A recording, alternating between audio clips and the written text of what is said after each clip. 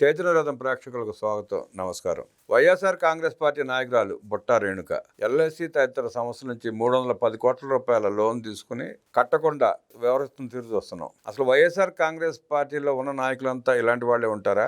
దోపిడీలు, దుర్మార్గాలు, అరాచకాలు, ఆక్రమణలు, దౌర్జన్యాలు, లోన్లు. ఇప్పుడు ఆ భూముల మీద తీసుకున్న లోన్లు కట్టే పరిస్థితి లేదు, ఆ భూములు విలువ చేసే పరిస్థితి లేదు, రిజిస్ట్రేషన్ అయ్యే పరిస్థితి లేదు. అలాంటి భూముల మీద లోన్లు ఇచ్చిన వారు కూడా ముద్దాయిలే, లోన్ తీసుకున్న వారు కూడా ముద్దాయిలే. దీనిపైన విశ్లేషించడానికి మనతో పాటు సోషల్ యాక్టివిస్ట్ శ్రీలీల గారు ఉన్నారు. వారిని అడిగి మరిన్ని విశేషాలు తెలుసుకునే ప్రయత్నం చేద్దాం. నమస్తే శ్రీలీల గారు. నమస్తే అండి. బుట్టా రేణుక గారు తీసుకున్న లోన్ సంగతి, ఆ నేపథ్యం గురించి వివరించండి. బుట్టా రేణుక వైఎస్ఆర్సీపీ పార్టీ మాజీ ఎంపీ. మరి ఈ బ్యాంకులో లోన్లు తీసుకుని దాదాపుగా 310 కోట్ల రూపాయలు 15 సంవత్సరాల్లో చెల్లించే విధంగా అగ్రిమెంట్ రాసుకొని తీసుకున్నారు. మరి ఇక్కడ ముఖ్యమైన విషయం ఏంటంటే, దేశానికి రైతే రాజు, అతనే వెన్నెముక అని చెప్పుకునే ఒక రైతు ఇలాంటి లోన్లు ఏదైనా అతను అడిగేది బంగారం తాకట్టు పెట్టో, భూమి తాకట్టు పెట్టో, అక్కడ షూరిటీ పెట్టే తీసుకుంటాడు. దానికోసం అదే బ్యాంకులో ఎవరైనా సరే అదే లోన్ తీసుకొని ఉన్నవాళ్ళు, ఒక సపోజ్ క్రాప్ లోన్ ఉందనుకోండి, ఆ క్రాప్ లోన్లో ఉన్న వాళ్ళు మాత్రమే సంతకాలు చేయాలి, స్టాంపులు అంటించాలి, వాళ్ళ ఆధార్ కార్డులు, జిరాక్సులు, మరి ఇవన్నీ కూడా షూరిటీ పెట్టి ఇన్ని విధాలుగా రైతు ఇబ్బంది పడి ఒక 10 సంతకాలు పెట్టించి, ఒక 20 సంతకాలు పెట్టించి వాళ్ళ దగ్గర లోన్ తీసుకుంటే, ఇంకా కనీసం 4 రోజుల ముందు నుంచే వీళ్ళు రెన్యువల్ చేసుకోమని ఎన్నో రకాలుగా మెసేజ్లు పంపిస్తారు. ఏది 1 లక్ష రూపాయలకో, 50,000కో, 80,000కో. మరి ఆ పంటలు పండక వీళ్ళు తినక ఎట్టకేలకు కట్టకపోతే ఏం చేస్తారంటే జప్తు చేస్తామంటారు. అది న్యాయబద్ధంగా చట్టబద్ధంగా ఉన్న భూములు కాబట్టి వీళ్ళు మాట్లాడుతున్నారు. ఈ రోజున ఇదే కేసు తీసుకుంటే ఈ బుట్టా రేణుక అనే ఆవిడ చేసింది ఏంటి? వీళ్ళ దంపతులు అంటే 310 కోట్ల రూపాయలు 15 సంవత్సరాల్లో చెల్లించడం. మరి ఏ విధమైన దీంతో వీళ్ళు హామీతో ఇచ్చారు అని అంటే, ఈ రోజున ఎన్నో ఏదో అయ్యప్ప సొసైటీ అని చెప్పేసి, లేకపోతే బంజారా హిల్స్ భూములు అని చెప్పేసి, ఇంకో చోట మాదాపూర్లు అని చెప్పేసి రకరకాల భూములు ఉన్నాయి. అవన్నీ కూడా ఆక్షన్కి వేస్తే ఎవ్వరూ కూడా ముందుకొచ్చి మేము కొంటాం అని వచ్చిన పరిస్థితి లేదు. ఎందుకు? మరి అవన్నీ కూడా ఎక్కడా కూడా ప్రూఫ్స్ సరిగ్గా లేవు. మరి అలాంటి భూముల్ని వీళ్ళు ఏ విధంగా హామీతో 310 కోట్ల రూపాయలు వాళ్ళకు అప్పు ఇవ్వటం జరిగింది? అసలు ఇవన్నీ చూస్తూ ఉంటే వైఎస్ఆర్సీపీ పార్టీకి చెందిన ఈ వ్యక్తులు, వీళ్ళ ఆలోచన విధానం, వీళ్ళ ధోరణి ఏ విధంగా ఉంది, వీళ్ళు సొసైటీకి ఏ విధమైన మెసేజ్ ఇస్తున్నారు, మరి ఈ రోజున బ్యాంకులు కూడా ఆలోచించాలి ఒకసారి. మరి రైతు మనం ఇచ్చేటప్పుడు ఏ విధంగా వాళ్ళని ఇబ్బంది పెట్టి ఇన్ని రకాలుగా ముక్కు పిండి మరి వసూలు చేస్తున్నారు. మరి ఈ రోజున వీళ్ళ దగ్గర ఈ 310 కోట్ల రూపాయలకు సంబంధించి మరి ఏ విధంగా వసూలు చేసుకుంటారంటే సమాధానమే లేదు ఎవరి దగ్గర కూడా. వైఎస్ జగన్మోహన్ రెడ్డి గారు నిన్న ఏదైతే రాయలసీమకు చెందిన కొంతమంది వైఎస్ఆర్సీపీ పార్టీ ప్రతినిధులతో ఒక మీటింగ్ ఏర్పాటు చేశారు తాడేపల్లి ప్యాలెస్లో.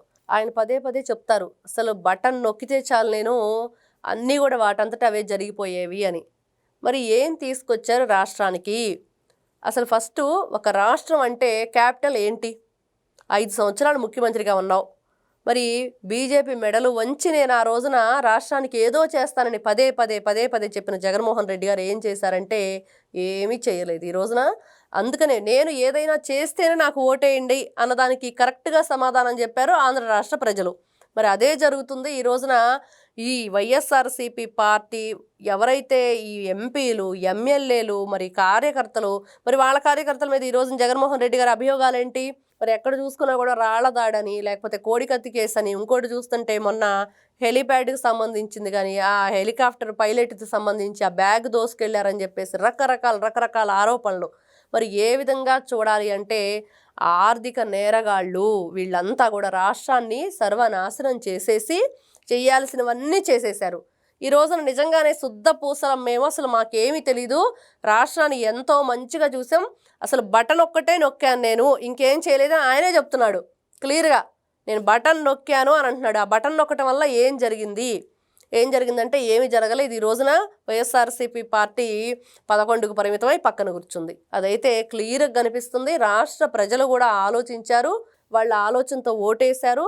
ఎవరు మంచివారు, ఎవరు రాష్ట్రానికి మేలు చేస్తారు, ఈ రోజున ఈ బుట్టా రేణుక దంపతులు నిజంగా 310 కోట్ల రూపాయలని 15 సంవత్సరాల్లో ఎలా చెల్లిద్దామని చెప్పేసి కోర్టు వాళ్ళైనా సరే, ఇప్పుడు ఈ రోజున ఒక బ్యాంక్ ఏదైనా సరే ఎన్ని విధాలుగా వాళ్ళకి సంబంధించినవన్నీ కూడా ఆ డాక్యుమెంట్స్ అన్నీ కలెక్ట్ చేసుకొని అవన్నీ కూడా సక్రమమైనవా లేకపోతే అక్రమమైనవా అన్నీ చూసుకోకుండా ఈ విధమైన ఈ లోన్లు ఇవ్వటం, వాటిని మళ్ళీ కూడా రాబట్టలేని పరిస్థితి. మరి ఈ రోజున ఏ విధంగా వీళ్ళు చర్యలు తీసుకుంటారో ముందు ముందు చూడాలి. మరి ఇది ఒక రైతుకు కూడా వర్తిస్తుంది.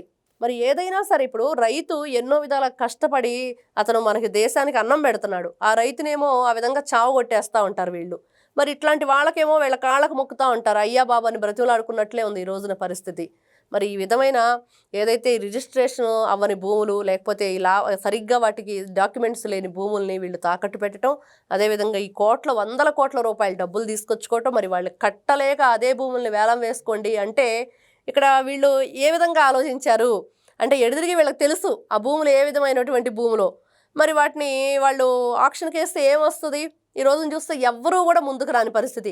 వాటిని కనుక మనం వేలంపాటలో తీసుకుంటే వాటి వల్ల రేపు మనకి ఏం ఉపయోగం ఉండదు అనే ఆలోచనతోటి ఎవ్వరూ రావట్లేదని చెప్తున్నారు.